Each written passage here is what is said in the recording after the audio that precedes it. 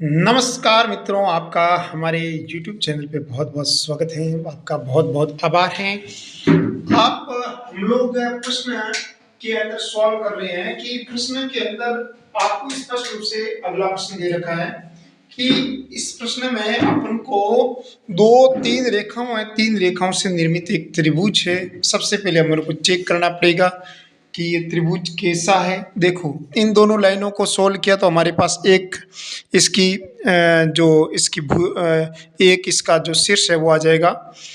इन दोनों को सोल्व किया, y प्लस एक्स बराबर 0, y माइनस एक्स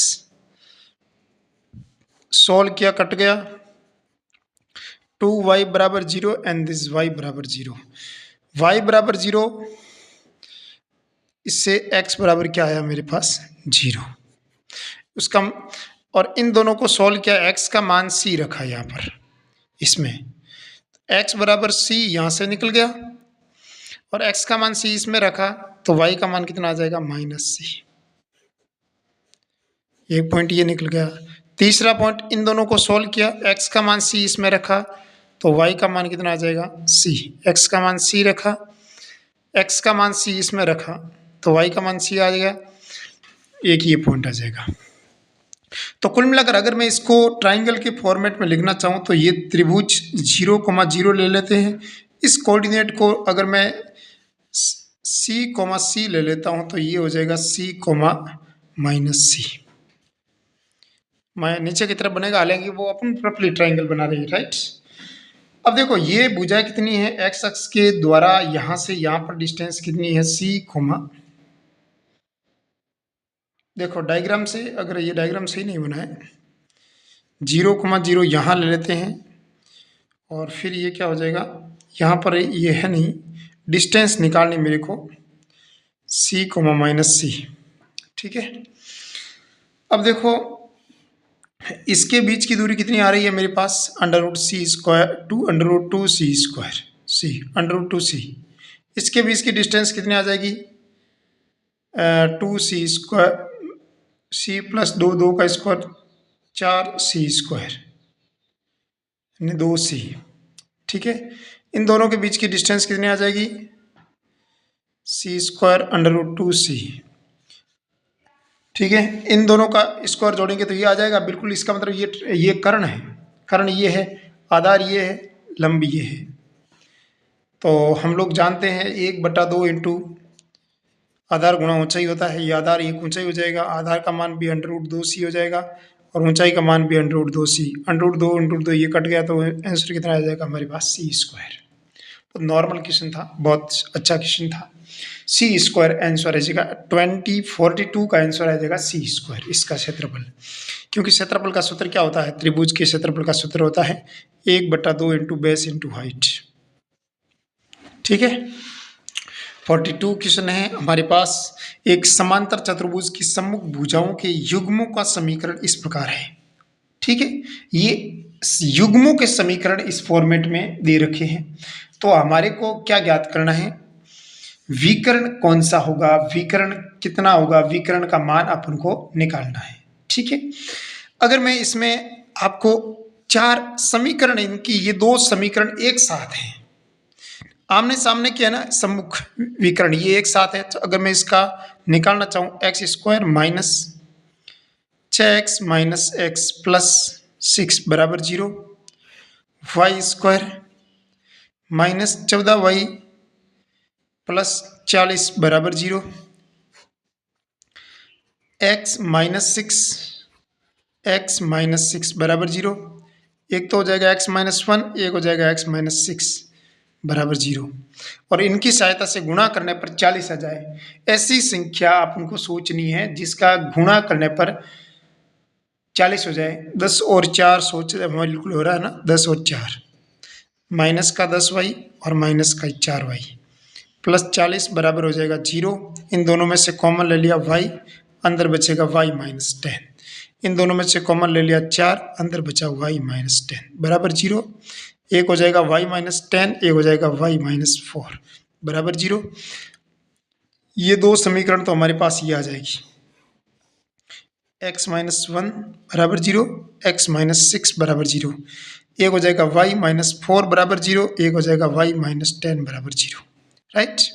अपने को तो ये विकर्ण का मान चाहिए ना, ये विकर्ण है, इसका समीकरण चाहिए। तो यदि इस विकर्ण का समीकरण निकालना है तो सबसे पहले अपन को हमारे पास कोऑर्डिनेट निकालने आनी चाहिए। देखो इन दोनों को सोल्व किया तो x का मान तो 1 है और y का मान कितना है 10। इन दोनों को सोल्व किया तो x का मान -6 है और नहीं +6 है। x का मान 6 है प्लस का, y का मान कितना है 10। इन दोनों को सोल्व किया तो x का मान आ जाएगा 1, y का मान आ जाएगा 4। इन दोनों को सोल्व किया तो x का मान आ जाएगा 6, y का मान आ जाएगा 4।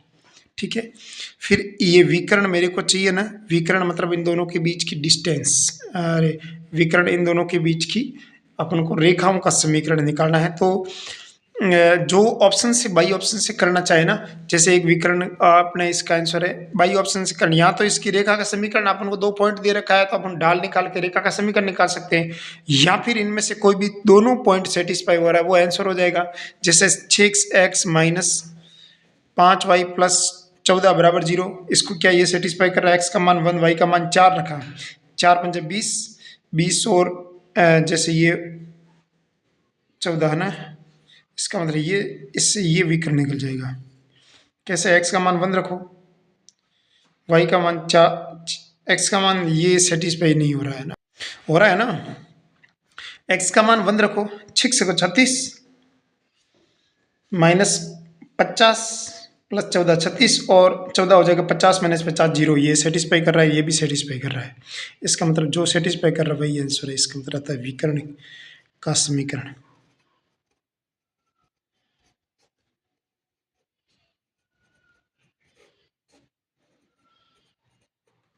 ये हो जाएगा, राइट। अगला हमारे पास प्रश्न है कि एक समीकरण है ax² + by² + cx, x + y बराबर 0 एक रेखा युग्म को व्यक्त करती है।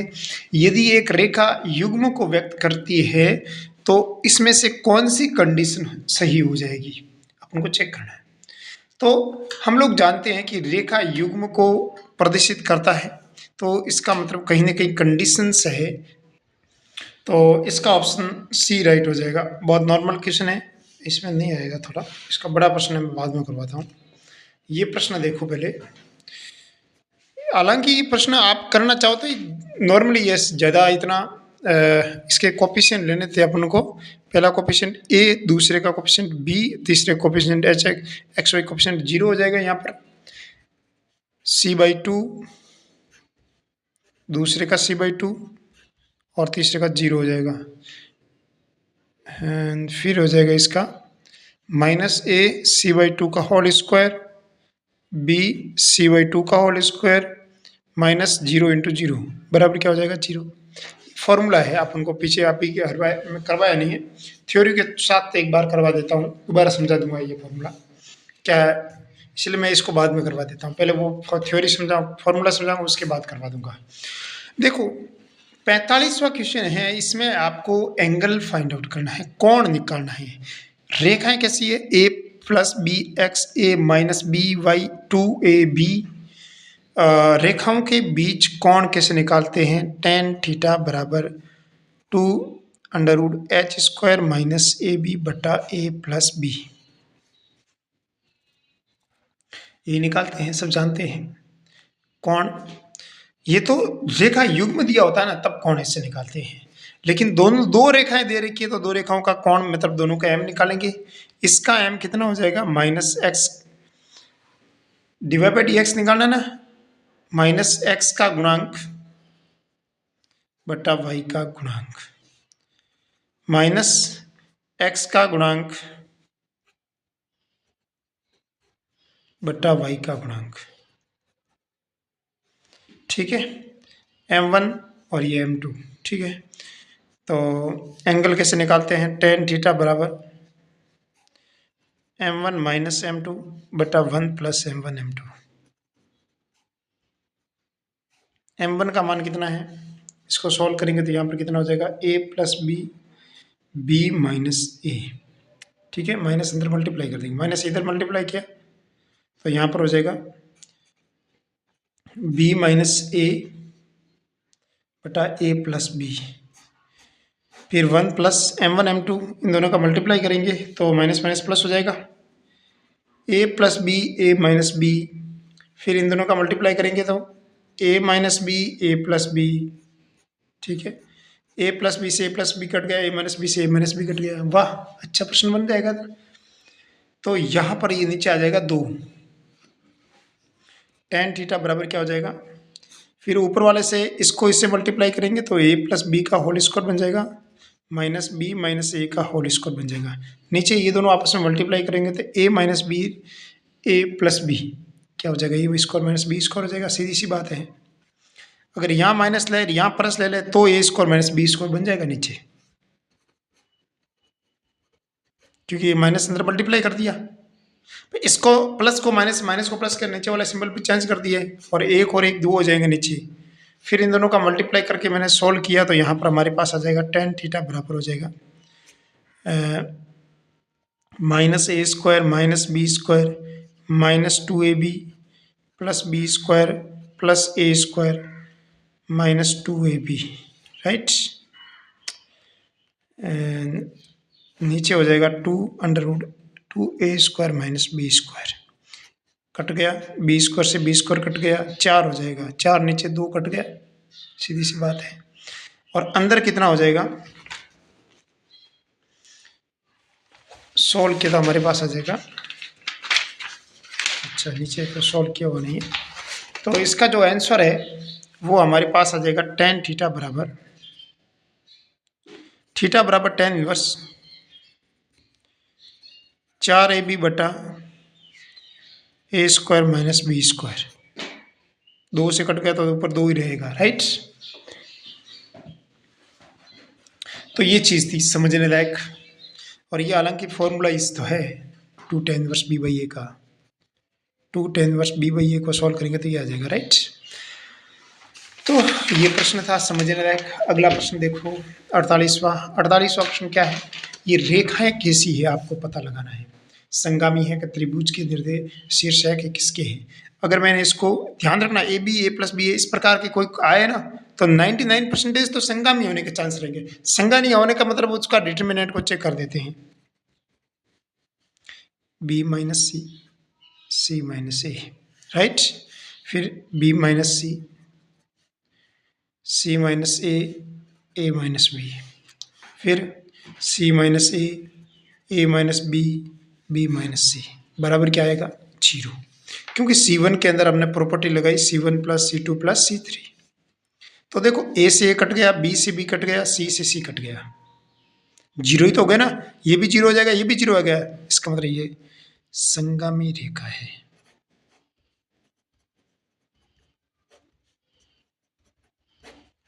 अगला है हमारे पास 47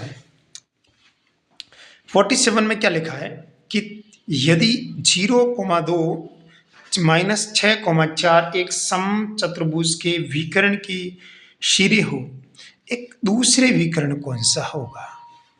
तो इसका मतलब यदि पहला विकर्ण आपको दे रखा है, देखो समचतुर्भुज में विकर्णों के मध्य 90 डिग्री का कोण होता है, ये बात तो आपको परफेक्ट है। हमारे पास रेखा है, उसके निर्देशांक दे रखे हैं 0,2 -6,4 विकर्ण के सिरे है। विकर्ण के सिरे मतलब आमने सामने के जो सिरे होंगे वो सिरे हो जाएंगे।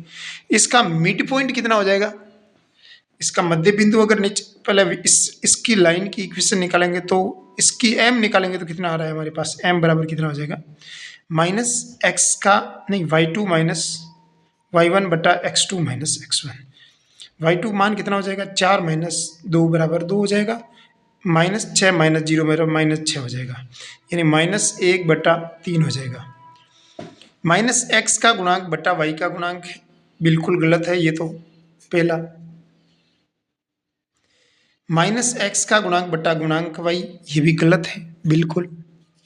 -x का गुणांक बटा y का गुणांक 3/1 बिल्कुल सही है, ये हो सकता है। लेकिन आप कहोगे सर ये भी हो सकता है, इन दोनों में से m तो चेक नहीं कर सकते न m से, तो ठीक है। तो उस दौरान अपन को क्या करना है, अपन को उस दौरान एक पॉइंट निकालना पड़ेगा जो मिड पॉइंट होगा। मिड पॉइंट होगा तो इसका मिड पॉइंट और इसका मिड पॉइंट सेम ही रहेगा। इसका मिड पॉइंट निकालें तो हमारे पास कितना हो जाएगा, -3 और 4 और 3 6, 6/3 3 हो जाएगा। इससे भी गुजरना चाहिए। तो अगर मैं इसको यहाँ पर सेटिस्फाई करूँगा तो 3 -3 -9 हो जाएगा और -3 + 12 बराबर 0, लेकिन ये 0 नहीं दे रहा है क्योंकि मिड अपन को विकर्ण निकालेंगे वो ऐसा ही विकर्ण होगा जो इस पॉइंट से भी गुजरेगा ना। मतलब समचतुर्भुज के विकर्णों का आपस में 90 डिग्री के कोण बनाते हैं, लेकिन वो विकर्ण एक ही बिंदु से गुजरते हैं।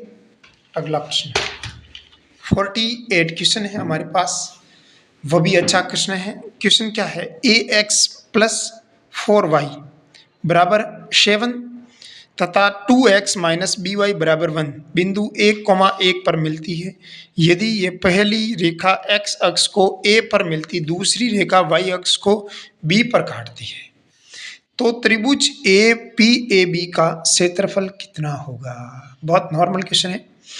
तो सबसे पहले आपको क्या करना है, ये पॉइंट पर मिलती है, यानी ये पॉइंट इसको भी सेटिस्फाई कर रहा है, ये पॉइंट इसको भी सेटिस्फाई करवा रहा है।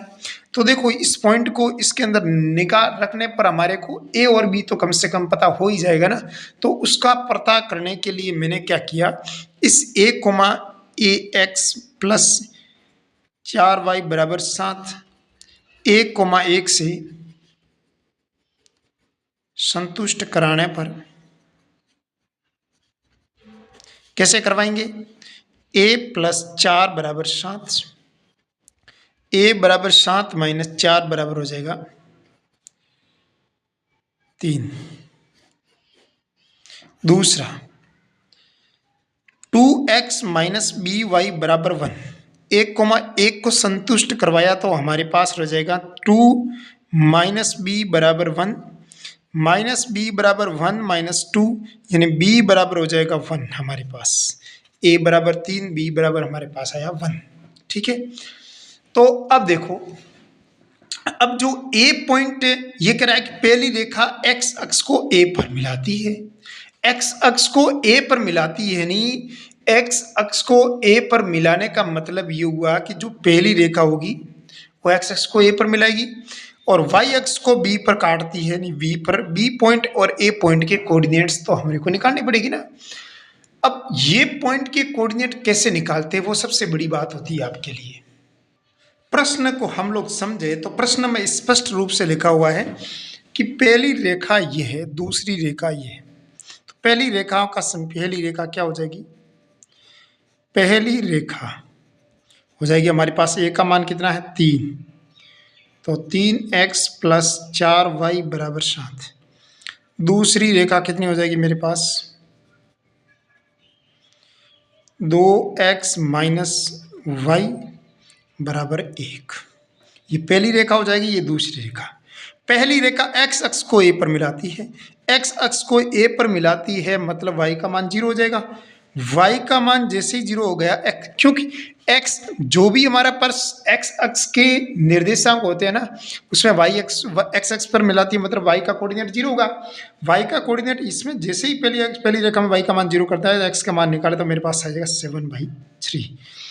और दूसरी रेखा ये है b, इसमें ये कह रहा है कि b y अक्ष को काटते मतलब उसका x कोऑर्डिनेट 0 हो जाएगा। जैसे ही x कोऑर्डिनेट 0 किया तो हमारे पास y का मान हो जाएगा -1।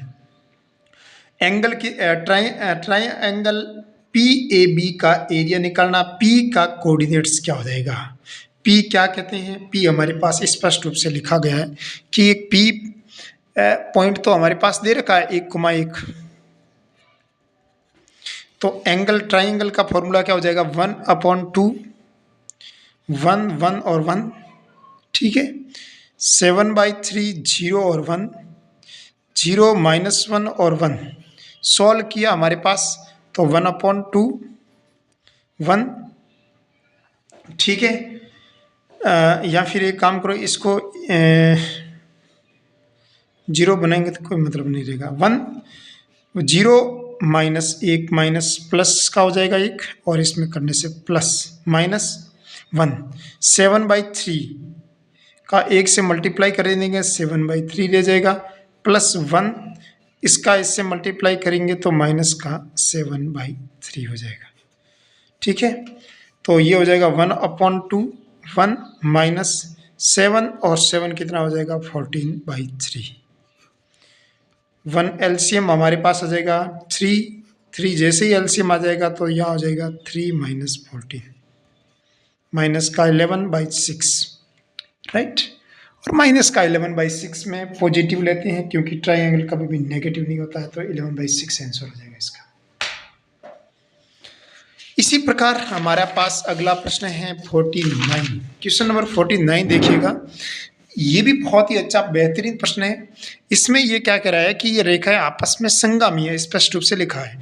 तो हम संगामी है, इसका मतलब इसका डिटरमिनेंट 0 हो जाएगा। ए के माइनस प्लस का 10, ए के प्लस का 10, बी के प्लस 1 और 10, सी के प्लस 2 और 10। ठीक है, अब ए बी सी का मान क्या हो सकता है? तो ए बी सी का मान कौन सी, इसमें स्पष्ट रूप से लिखा हुआ है कि कौन सा था प्रश्न, जैसे 49 में ना, इसमें ये किस में होगा, एपी में होगा कि जीपी में होगा कि एचपी में। अपन ने क्या किया, इसको एचपी में या फिर जी, देखो ये आपको किस में दिख रहे हैं, ये आपको किस में दिख रहे हैं, एपी में। तो ये भी एपी में होगा, तभी तो दोनों लाइन एक वजह से होगी, तब 0 हो जाएगा ना। तो ए बी सी एपी में होंगे। ओके, अगला प्रश्न बहुत ही बेहतरीन प्रश्न, अपन को थोड़ा सा नॉलेज लगाना, बस आपका जो नॉलेज है ना वो यहाँ काम करेगा, सीधा सा काम करेगा, समझे बात को।